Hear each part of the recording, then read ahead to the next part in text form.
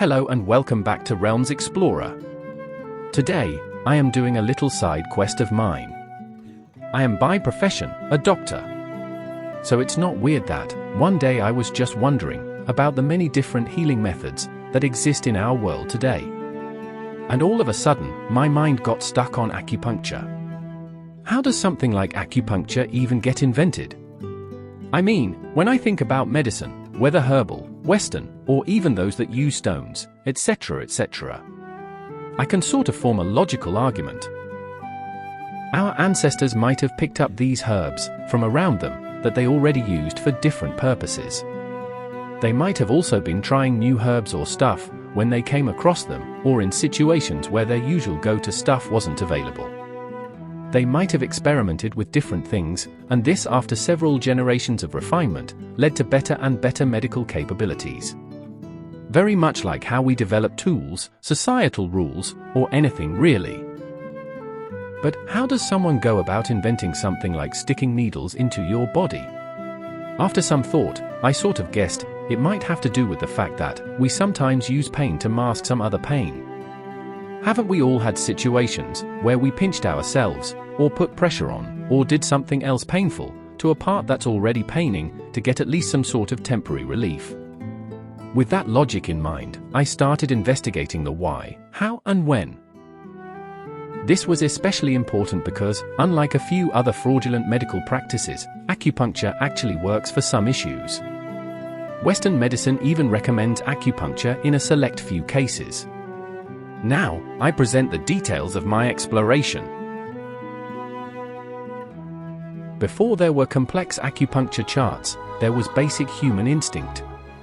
If you have a headache, you instinctively press your temples. If your lower back hurts, you dig your thumb into the muscle.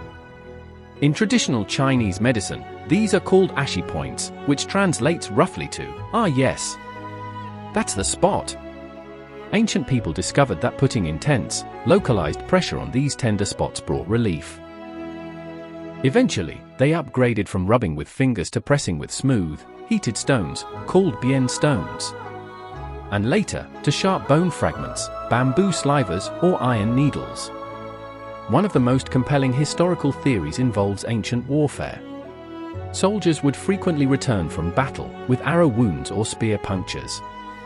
Over time, astute observers noticed a bizarre phenomenon.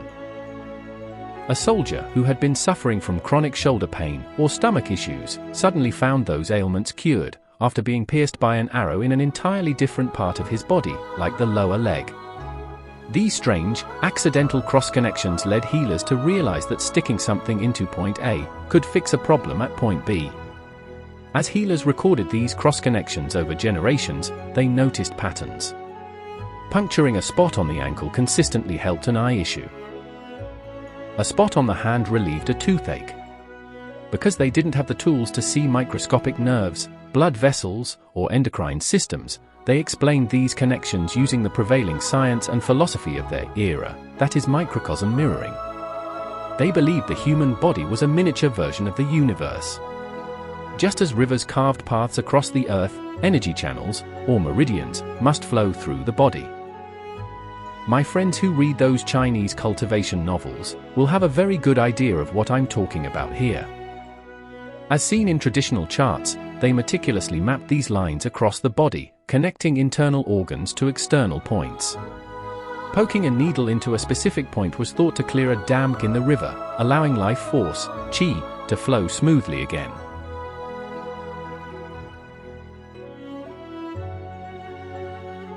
But what exactly is acupuncture doing?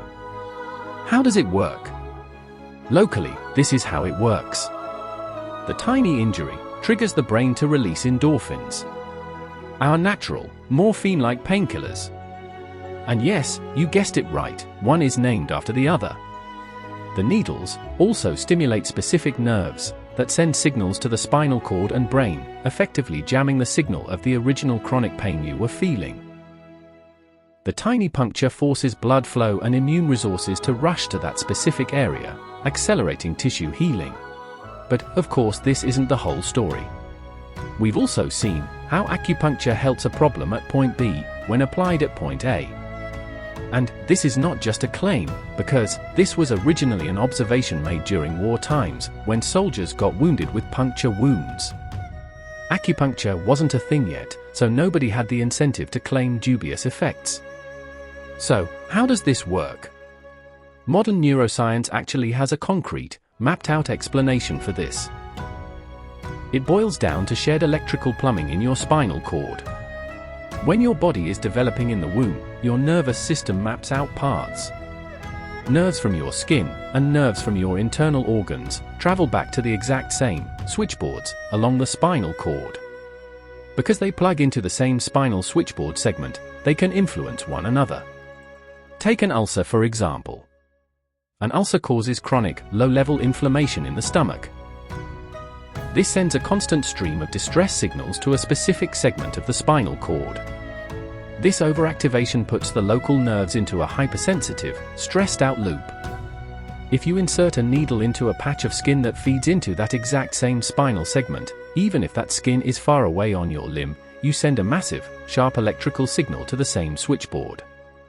This new skin signal can essentially override or disrupt the chronic distress loop coming from the stomach.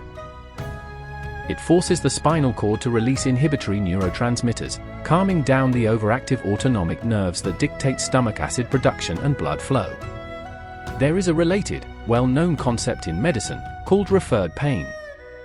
That is, a problem in area A can cause pain in area B. This is because those two areas share nerve supply due to their embryological development. This is why you get pain in your left arms when you have a heart attack, etc. One more mechanism of how acupuncture works is through somatotopic mapping in your brains. Both these mechanisms play a part, though for different effects. There is a strip of your brain called the somatosensory cortex, where every square inch of your skin has a designated landing pad. Interestingly, the areas of the brain that process sensations from certain limbs sit right next to the areas that process signals from our internal organs. Stimulating a nerve in a specific part of the wrist, like the famous PC6 point used for nausea, activates a region in the brainstem that directly controls the vagus nerve. The vagus nerve is the highway that commands your digestive tract to slow down, reduce acid, and stop spasms. To be completely fair to modern science, did an arrow completely cure a bleeding stomach ulcer, on the spot? Probably not. But what it likely did was instantly break the pain and spasm loop. If a soldier had a painful, cramping stomach issue, a sudden sharp stimulus somewhere else could trigger a massive, systemic flush of endorphins and cortisol, natural anti-inflammatories, while simultaneously scrambling the spinal nerve signals, keeping the stomach in a painful knot. To an ancient healer who saw a man transformed from clutching his stomach in agony to walking around freely, it looked like a miracle cure. Over thousands of years, they simply grouped these connected zones into the lines we call meridians today. They were mapping the hidden highways of the human nervous system by hand, one poke at a time. Suffice it to say, all these miracles force-fed into one another, and healers started claiming all sorts of miracle cures, even for diseases it had no effect on. For example, many diseases do resolve on their own, given enough time, that is. So if you helped with the pain or other symptoms, like nausea, etc., you'd automatically have cured the whole disease. This isn't necessarily deception. They just didn't know any better. So, all this digging around got me thinking. And I started guessing when exactly acupuncture might have been invented. Since the most compelling theory was that of warfare, and it might have started with soldiers suffering puncture wounds. It stands to reason that the practice evolved sometime during and after a time when there were many wars, and was ancient enough.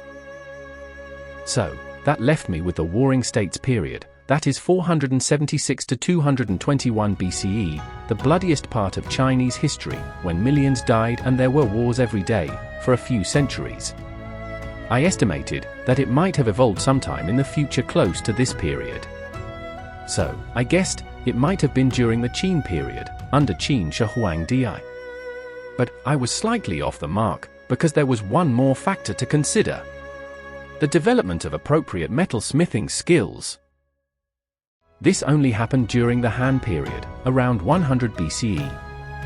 The thin and sharp needles required for this practice could only be made with precision and quality during this period.